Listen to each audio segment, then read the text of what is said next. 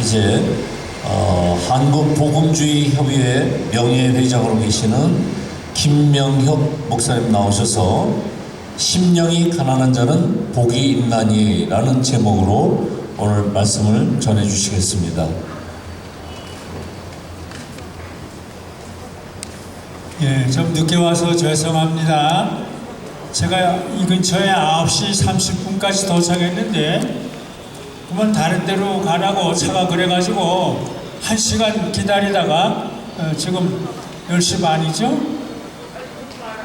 10시 반에 오게 돼서 죄송한데 제가 이 길을 잘 알아요. 여기 쭉 들어오면 차 세우는데도 알고 그러는데 오늘은 이상하게 저쪽으로 가라고 그래가지고 저쪽으로 가서 1시간 기다리다가 와서 죄송한데 오늘 참 날이 좋습니다. 여러분들 이렇게 얼굴을 뵙게 돼서 심령이 가난한 자는 복이 있나니 보통 부자가 복이 있다 그러니 예수님은 거지는 천국 가고 부자는 지옥 갔다 이런 말씀도 하셨어요.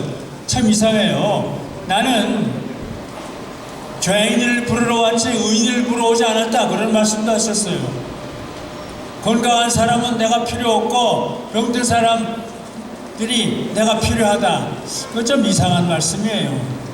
성자 예수님께서는 가난과 고난과 슬픔과 아픔을 지니고 33년 동안 고난을 당하시다가 나중에는 십자가에 달려 죽으심으로 우리들을 지옥에 갈 우리들을 살리시고 하나님의 자녀로 삼으시고 하나님의 일꾼으로 삼으셨어요. 저는 광야교회를 아주 귀중하고 아름다운 사역을 하고 있는 아주 귀중하고 아름다운 교회라고 생각을 합니다.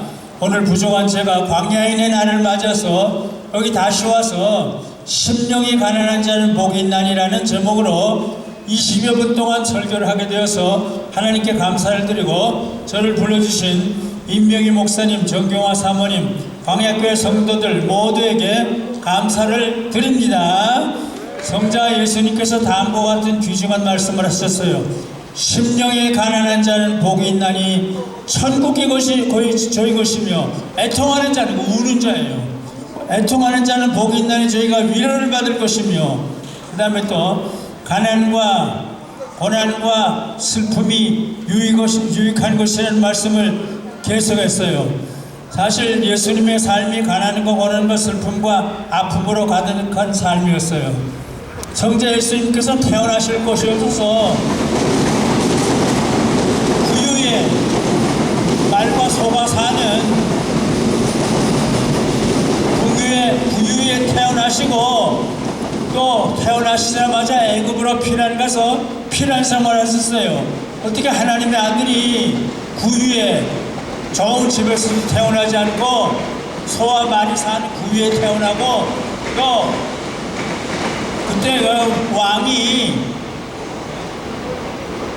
그런 애기는 잡아 죽여라 그러니까 애굽으로 가서 피난까지 생활하셨어요. 성자 예수님께서는 자기의 가난과 고난과 슬픔과 아픔의 삶을 이렇게 묘사했어요. 여우도 물이 있어, 공중의 새도 거처가 있어, 근데 나는 머리 둘 곳이 없다. 좀 이상한 말씀이에요.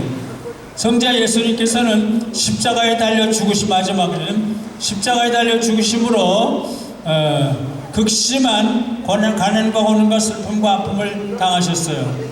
성자 예수님께서는 자기 자신이 당하신 가난과 고난과 슬픔과 아픔의 귀중함을 지적하실 뿐만 아니라 육체적으로 당하는 일반적인 너희들이 당하는 가난, 고난, 슬픔과 아픔도 너무 귀중한 것이다. 그런 사람이 천국 간다. 부자들은 다 지옥 간다. 그런 말씀을 하셨어요. 나사로라 이름하는 거지가 아주 그냥 온몸에 병을 가지고 헌대를 앓고 부자의 대문에 누워 부자의 상에서 떨어지는 것으로 배불리로 하며 개들이 와서 그 헌대를 핥았는데 그런데 천사들에 의해서 아브라함의 품에 들어갔어요. 근데 부자는 죽으니까 지옥에 갔어요. 그래서 부자가 하늘을 바라보면서 나도 좀 살려주세요. 그러니까 너는 부자니까 지옥에 가야 된다 그랬어요. 그럼 이제부터 성자 가난한 자는 복이 있나니 이런 말씀 몇 가지 하는데, 첫째로 사도 바울이 그랬어요.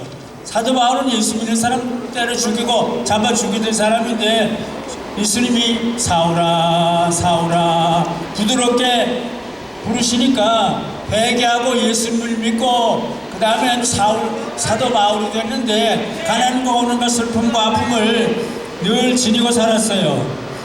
성자 예수님의 따뜻하신 부르심을 받고 처절하게 회개한 다음에 성자 예수님을 믿고 사랑하며 함께 된 사도 바울은 그저 그 삶이 가난, 고난, 슬픔, 아픔, 가난, 고난, 슬픔, 아픔으로 이어지게 됐는데, 아마 사도 바울만큼 아마 여러분들도, 저도 사실 11살 때부터 가난과 고난과 슬픔과 아픔, 어머니 아버지 다 잊어버리고 38살 넘어서 남쪽에 와서 평생을 고아로 나그네로 살았는데, 사도 바울이 가난과 고난과 슬픔과 아픔을 계속 살았어요.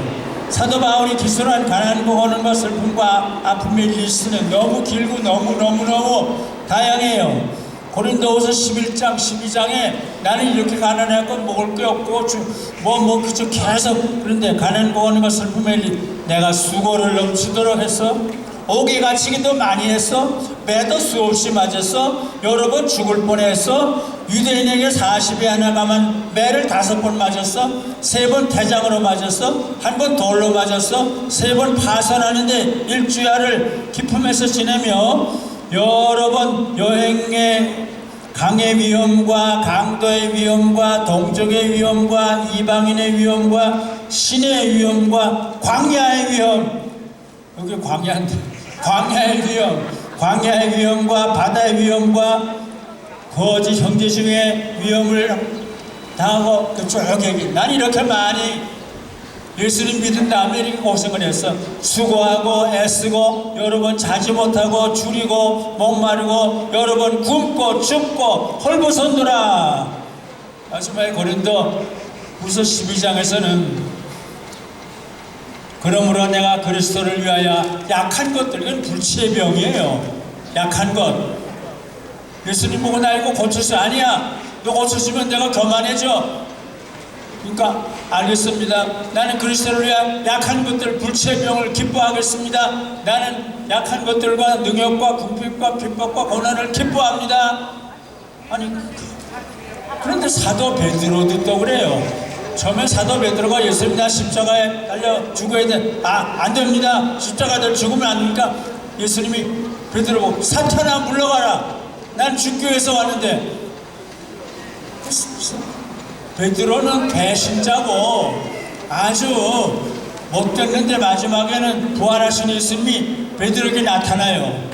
7가지 말씀을 해요. 저는 해변 7원이라고 그러는데, 그래서 7가지 말씀을 들으면서 베드로가 회개하면서 가난과 고난과 슬픔과 아픔의 길로 걸어가는데, 사도 베드로는 수많은 실패와 배신과 다음에 디베랴 바닷가에 나타나신 부활의 주님 앞에서 무릎을 꿇고 통곡하면서 회개한 다음, 앞으로는 내가 지금까지는 내가 원하는 길로 가서 앞으로는 내가 원치 않는 길로, 그래서 원치 아니하는 길로 팔을 벌리고 원치 않는 가난과 고난과 슬픔 앞에 길로 가게 될 것이라는 말씀을 듣고 그 길로 가게 돼서 결국 사도 베드로는 사도 바울과 함께 순교의 길로 가요.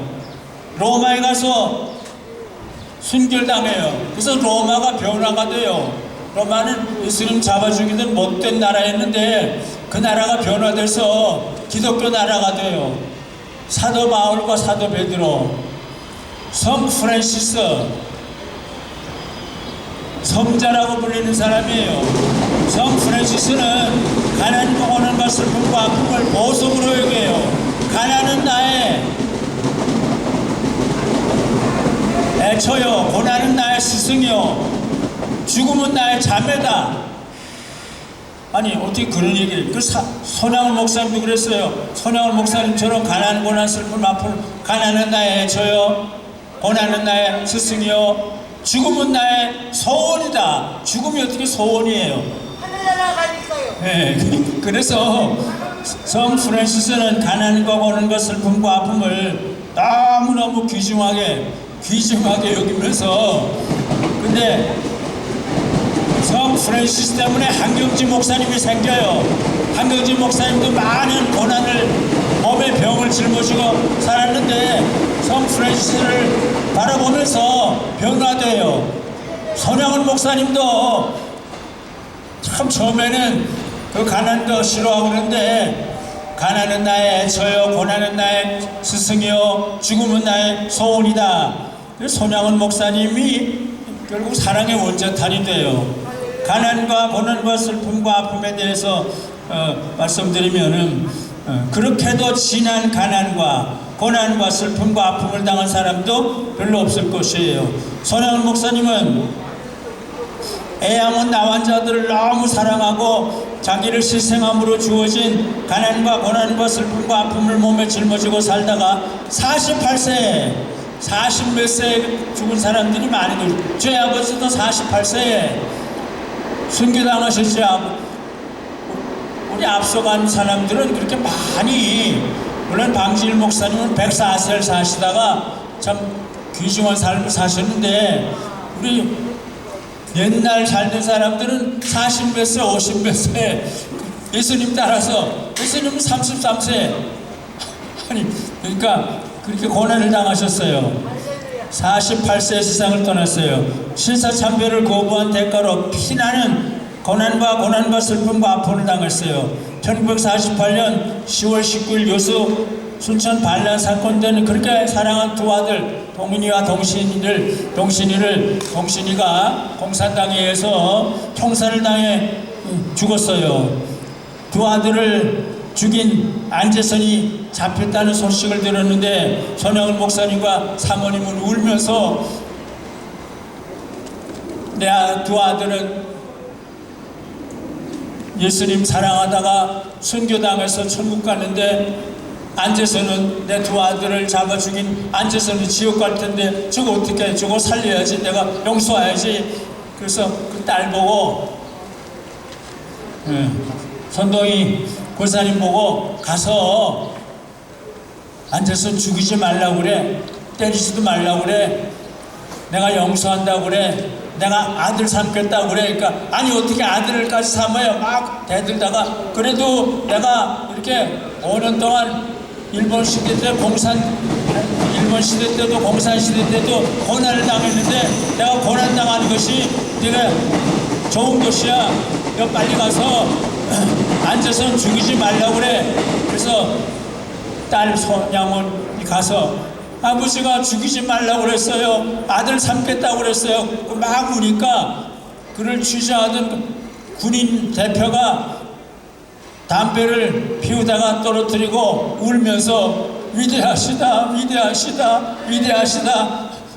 그래서 안재선을 살려줘요. 참 놀라운 일이에요. 부족한 우리들이 가난과 고난과 슬픔과 아픔을 우리 몸에 조금이라도 짊어진다면, 우리가 부족하지만, 저는 제 얘기를 해서 안 듣지만 11살 때부터 가난과 고난과 슬픔과 아픔을 몸에 짊어져요. 돈이 없어요. 미국 갈 때도 비행기 탈 돈이 없어서 배 타고 2시간 동안 가기도 했고, 미국 갈 때 돈이 없어서 100불 딱 가져가서 12년 동안 공부도 하고. 근데 하나님께서 은혜를 줘서 나만큼 많은 복을 받은 사람이 서울중학교에서 공부했고, 서울고등학교에서 공부했고, 서울대학교에서 공부했고, 미국에 가서 12년 동안 유학을 했고, 그 다음에 목사도 되고 교수도 되고 선교도 하고. 가난과 고난이 복이 되는구나. 나는 내가 당했던 가난, 고난, 슬픔, 아픔이 보석이 되는구나. 이런 것을 고백을 해요. 나도 사도 바울처럼, 베드로처럼, 성 프란시스처럼, 손양은 목사님처럼, 한경지 목사님처럼 그렇게 가난과 고난과 슬픔과 아픔을, 한경지 목사님 목사지만 목사 일보다는 가난한 사람 돕는 일을 신의주에서도 그랬고, 영락교에서도 그랬고, 가난한 사람, 그저 불쌍한 사람 돕는 일을 설교보다 더 많이 했어요. 한경지 목사님이 이제 심령이 가난한 자는 복이 있나니 이 말씀을 마치는데, 가난한 자가 복이 있다, 우는 자가 복이 있다, 빨리 죽는 자가 복이 있다, 이건 좀 이상한 얘기예요. 심령이 가난한 자는 복이 있나니라는 제목의 귀중한 말씀을 마무리를 합니다. 심령이 가난한 자는 가난과 고난과 슬픔과 아픔의 영성을 몸에 지니고 살아가는 하나님의 자녀들이라고 생각합니다.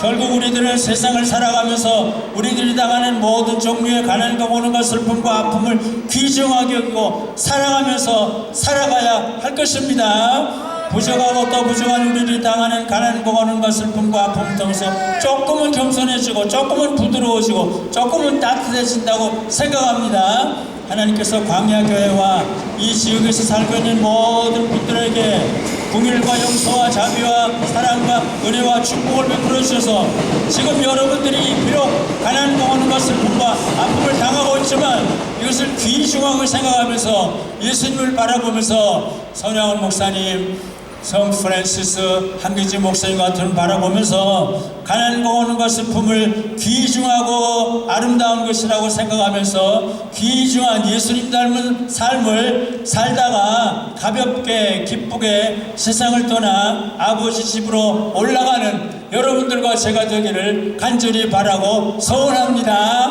아멘. 네.